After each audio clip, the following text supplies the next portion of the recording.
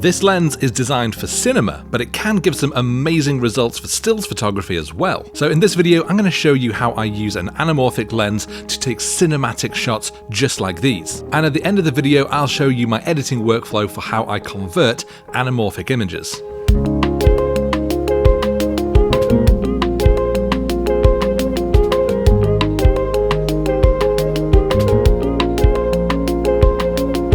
So this is an anamorphic lens, and generally these are used in video rather than in stills. Now these lenses basically squash that footage into the frame so that when you then unsqueeze it, it creates this wide panoramic look that you'll basically recognize from, well, all films. And it just so happens that that wide and narrow crop is something that I really love. And I've talked about this channel before using Hasselblad's cameras to create the effect in camera. But it is essentially just cropping the image, literally just slicing the top and bottom off so that you're left with that thin strip through the middle. As a result, it also means you can simply apply that crop to photos you've taken with any camera, so I've also done it plenty of times with photos from my other cameras, including my Leica Q3. But with an anamorphic lens, you essentially get that wide, narrow, cinematic look straight out of camera.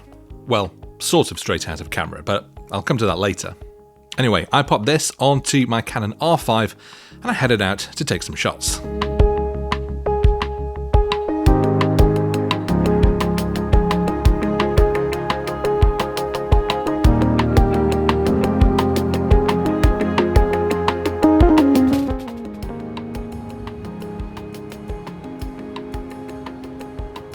This is a scene that I think is going to work really well in an anamorphic view because we've got lots of cool little details. We've got all of the posts, we've got the round, whatever the hell that is, we've got the building here, and we've also got the horizon line of the coast. And everything important in this scene is very much kind of spread across the middle of the frame. We've got a lot of dead sky at the top and a lot of these sort of dry grass at the bottom, neither of which I really want in the photo. So by focusing that composition instead very much as a wide and thin composition along the center, I think that's going to work well. So I'm at 400th of a second, aperture about f8, manually focused to infinity. And there's my shot.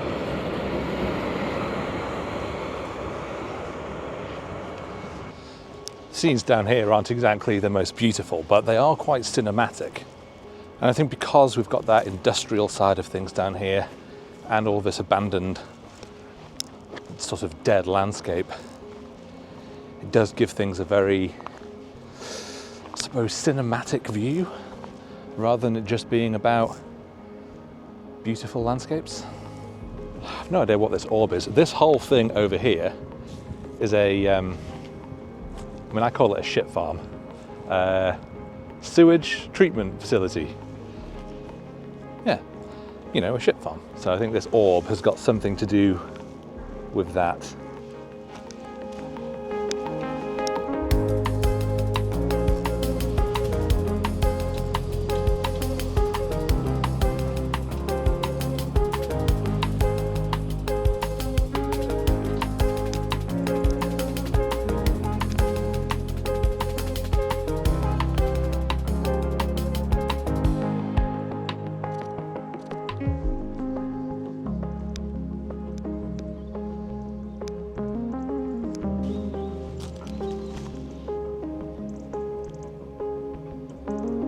Pretty cool. Abandoned what I assume is an office of some kind. Because the lens I'm using is so wide angle, I'm actually able to capture quite a lot in the scene. So it means that here I'm able to actually get these fences in, quite a lot of this stuff here. But again, very much keeping in mind that it is going to be a wide and narrow scene. So I'm trying not to crop too close and also to be mindful of how much sky I'm keeping in, because that isn't going to be there in the final image.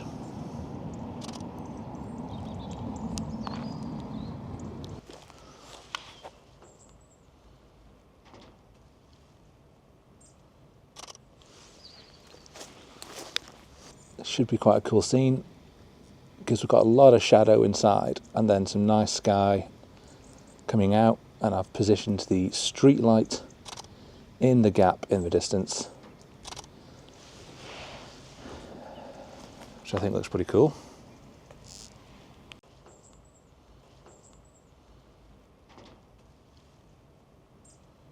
Actually, this is kind of cool because I'm square onto the road. We've got lorries, we've got the street lights, we've got the fence.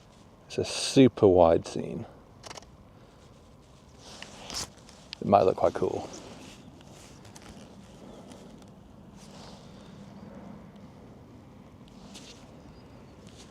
Maybe if I climb higher up this mound of dirt. That's right, we're climbing mounds of dirt. I'm showing you the very elegant side of photography. Oh, it is cool though. In these buildings in, lovely shadow detail actually.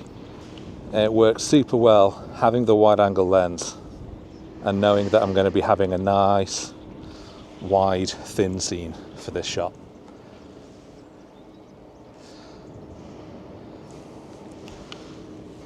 Yeah, I think it's pretty cool.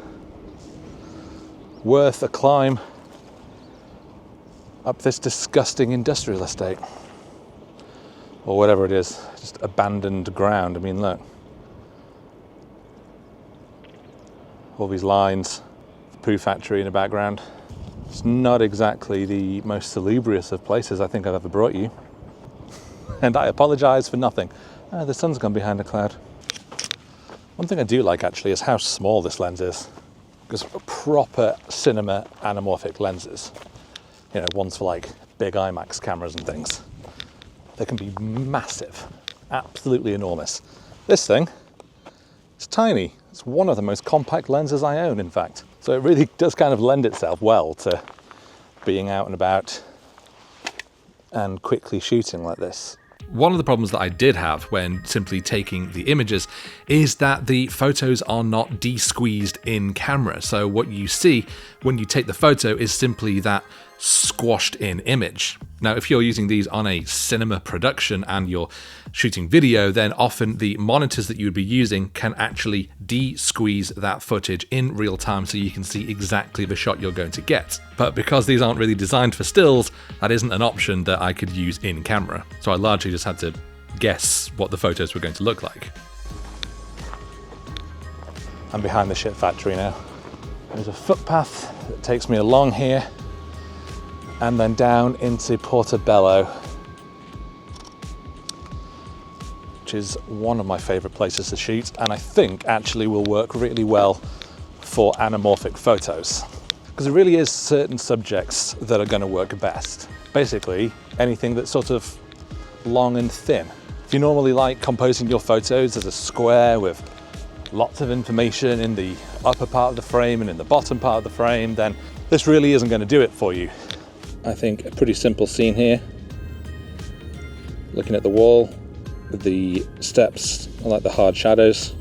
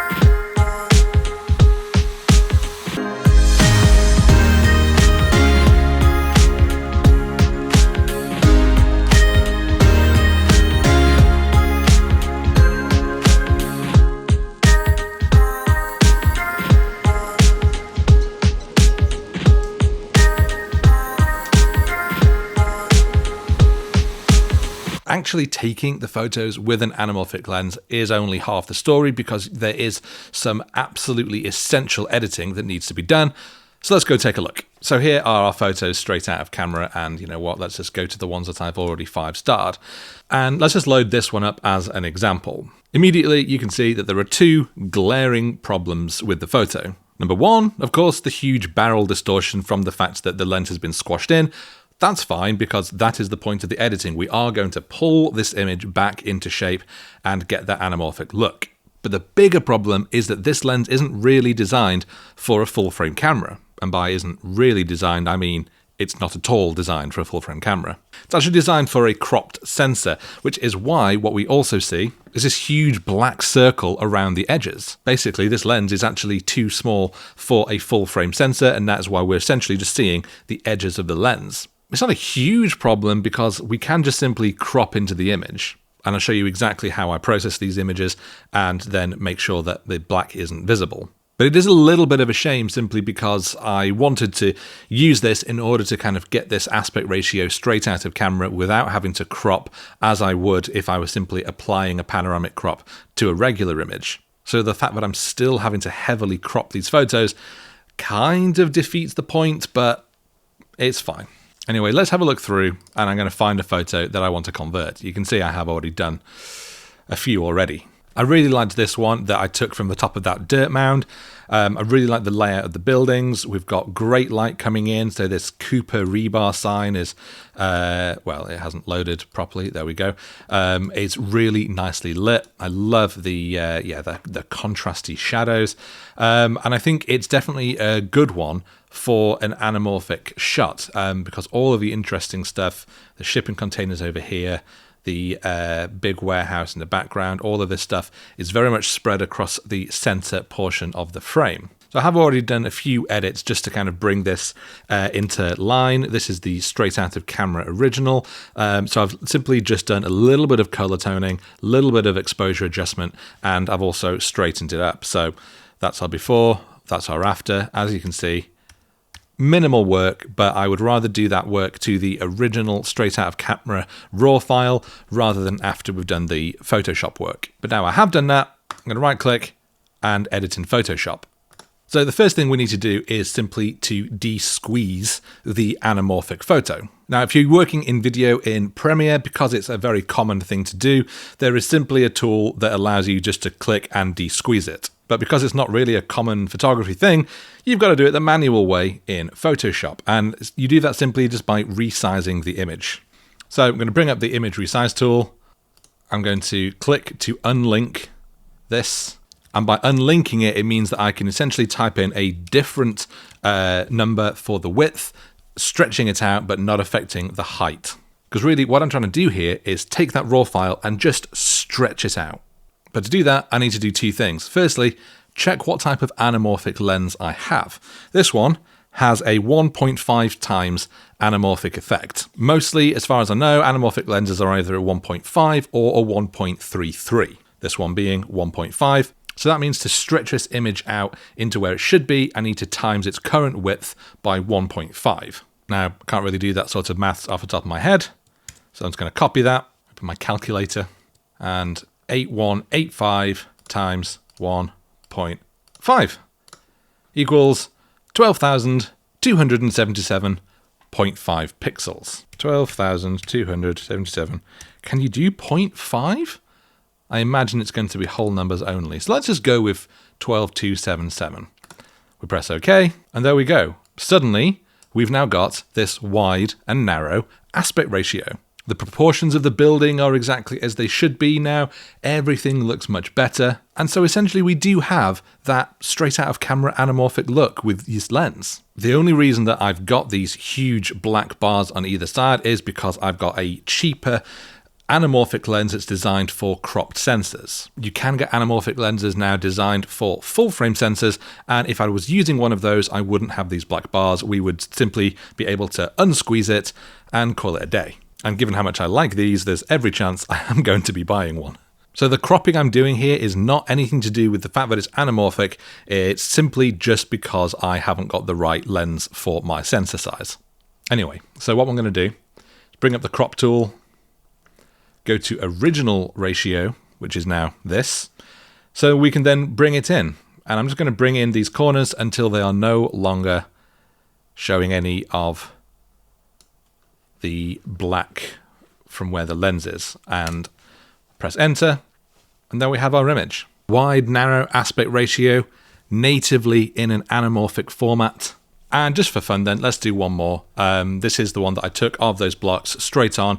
Very simple scene. I really like the wall and those shadows coming from those 3 steps. Just caught my eye. Centrally framed, very easy. Again, done some edits. I've slightly adjusted it so it's straight, and I've changed the color toning just to be a little bit more filmic and in line with what I wanted. But otherwise, we can take that into Photoshop, image size, paste in our number. Our crop is already activated, so let's just pull that in at the corners here and pull it in at the corner here.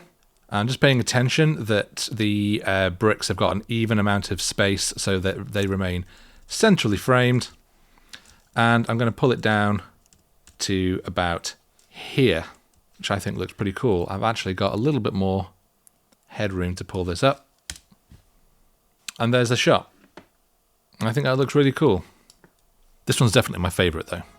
I definitely really enjoyed playing around with this. It's certainly not perfect, and largely just because, as I say, this one isn't designed for full-frame cameras, so it's leaving me with a lot more work and a lot more cropping to do in post than I anticipated when I first gave it a try. But I probably am going to try and get hold of a full-frame anamorphic lens, and I want to try this again, because I do absolutely love the look of that wide and narrow aspect ratio. I've used it plenty of times before, and I always enjoy that creative challenge of framing up your scenes knowing that you're only taking that central slice. So if you ever manage to pick up one of these on the cheap, or maybe if you shoot a lot of video, you've already got one lying around in your cupboard, but I definitely recommend giving it a go for stills. You have to put in a little bit of effort in post, but the results can be really interesting. Anyway, really hope you've enjoyed this video. If you have, then do please give it a like, and of course leave your thoughts if you have any around any of the photos that you've seen in the comments below, and I will see you next time.